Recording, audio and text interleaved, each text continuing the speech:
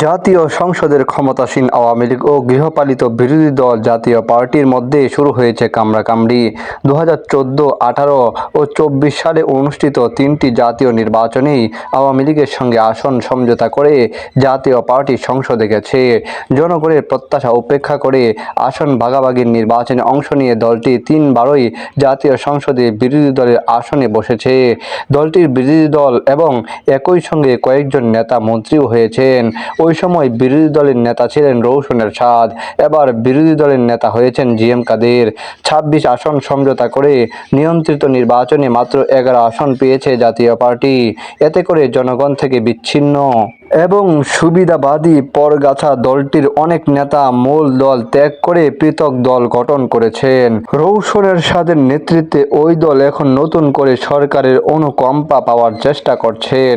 26 আসনে সমঝোতা করে মাত্র 11 আসন পাওয়ায় জাতীয় পার্টির সুবিধাবাদী নেতারা বেহায় ক্ষুব্ধ। দলটির চেয়ারম্যান ও জাতীয় সংসদের বিরোধী দলের নেতা জিএম কাদের 27 এপ্রিল দলের বর্ধিত সভায় বলেছেন, আওয়ামী লীগে রাজনৈতিক কোনো চরিত্র নেই।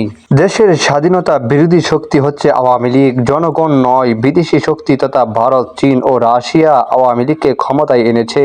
জিএম কাদেরের এই বক্তব্যে ক্ষেপে গেছেন আওয়ামী লীগের সাধারণ সম্পাদক এবং সড়ক পরিবহন ও সেতু মন্ত্রী ওবায়দুল কাদের।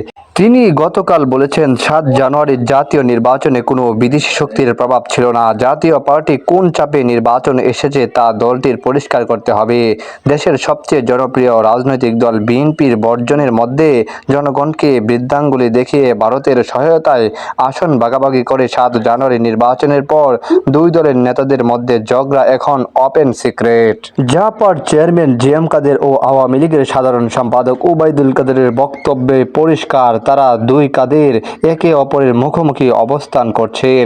জনগণকে বোকা বানিয়ে নির্বাচনের নামে পাতানো আসন ভাগাভাগি করে জনপ্রতিনিধি হয়ে সংসদে গেলেও দুই দলের নেতারা যে একে অপরের উপর বিক্ষুব্ধ তা দুই নেতার বক্তব্যে পরিষ্কার। গত শনিবার রাজধানীর রমনায় ইঞ্জিনিয়ার ইনস্টিটিউটে জাপার কেন্দ্রীয় নির্বাহী কমিটির বর্ধিত সভায় দলের তৃণমূলের নেতাদের মতামত উপেক্ষা করে কেন নির্বাচনে অংশ নিয়েছিলেন কারণ জানিয়ে জিএম কাদের বলেন, আগেই বুঝেছিলাম 7 জানুয়ারি নির্বাচনের আগে বিদেশি বন্ধুদের সঙ্গে বৈঠক করে পরিষ্কার বুঝেছি 3টি বিদেশি বড় শক্তি আওয়ামী লীগকে ক্ষমতায় রাখতে এবং নির্বাচন সফল করতে কাজ করে যাচ্ছে। শুধু তারা নয়, আরও বেশ কয়েকটি বিদেশি শক্তি আওয়ামী লীগের হয়ে কাজ করতে প্রস্তুত ছিল। বিরোধী দলের নেতা 7 জানুয়ারি নির্বাচনের আগে আওয়ামী লীগের সঙ্গে দর কষাকষি উল্লেখ করে তিনি বলেন, আওয়ামী লীগের সঙ্গে সমঝোতা করে নির্বাচন অংশগ্রহণ করা হয়নি।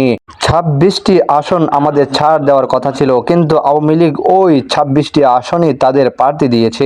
নির্বাচনে আমি কোনো মনোনয়ন বাণিজ্য করিনি। নির্বাচনে অংশগ্রহণ করে সরকারি দল থেকে টাকা নিয়েছি, তাও অসত্য। 7 জানুয়ারির নির্বাচন অবাধ ও নিরপেক্ষ হয়নি, সবার কাছে গ্রহণযোগ্য হয়নি। নির্বাচনে অংশগ্রহণ নিয়ে জাতীয় পার্টির বিরুদ্ধে যে অপপ্রচার চলছে তা অসত্য এবং বিব্রতকর।